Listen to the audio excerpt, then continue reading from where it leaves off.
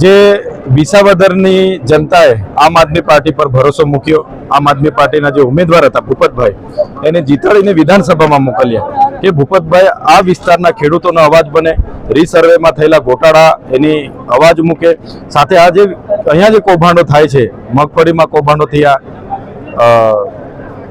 ડાંગરના કૌભાંડો થયા, જેવા અનેક કૌભાંડોનો અવાજ વિધાનસભામાં ગુંજે, એના માટે ભૂપતભાઈ પર ભરોસો હતો. પણ ભૂપતભાઈએ અહીંના ખેડૂતોનો વિશ્વાસઘાત કરીને ભારતીય જનતા પાર્ટીની લાલચમાં આવીને ભારતીય જનતા પાર્ટીમાં જોડાઈ ગયા, જેનાથી જે પેટા ચૂંટણી આવી છે ત્યારે આ ગુજરાતના યુવાનોનો અવાજ, અમારા સૌના માર્ગદર્શન અને આમ આદમી પાર્ટીના જુજારુ નેતા એવા ગોપાલભાઈ ઇટાલિયાને આ પેટા ચૂંટણીમાં ઉમેદવાર તરીકે આમ આદમી પાર્ટીએ જાહેર કર્યા છે.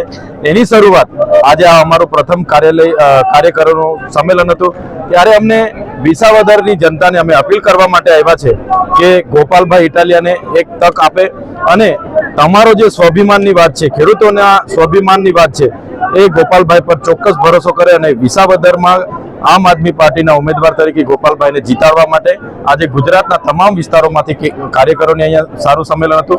અને આવનારા દિવસોમાં અમે તમામ લોકો ભારતીય જનતા પાર્ટીની આ તાનાશાહી સામે, આ જે ગુજરાતમાં ચાલી રહી ભય, ભ્રમ અને ભ્રષ્ટાચાર સામે અને એમની નકલી કારોબારની સામે વિસાવદરની બેઠક જીતવા માટે આજે અમારું મોટા પાયે કાર્યકરોનું સંમેલન હતું. અને આવનારા દિવસોમાં આ સંમેલનની સાથે સાથે આવનારી તાલુકા જિલ્લા પંચાયત હોય કે આવનારી 2027માં હોય, આમ આદમી પાર્ટી ગુજરાતમાં તમામ બેઠકો લડશે અને પૂરી મજબૂતાઈથી લડશે. વિસાવદર અને ભેસાણની જનતા પાછી આમ આદમી પાર્ટીનો વિશ્વાસ કરશે. આમ આદમી પાર્ટી જે રીતના ગઈ વખતે અમે લડ્યા છે, આમ આદમી પાર્ટી પર એમને એટલો ભરોસો હતો, પણ થોડી ઘણી લાલચને લીધે ભૂપતભાઈ ભાજપમાં જોડાઈ ગયા છે. ભાજપને શી જરૂર હતી?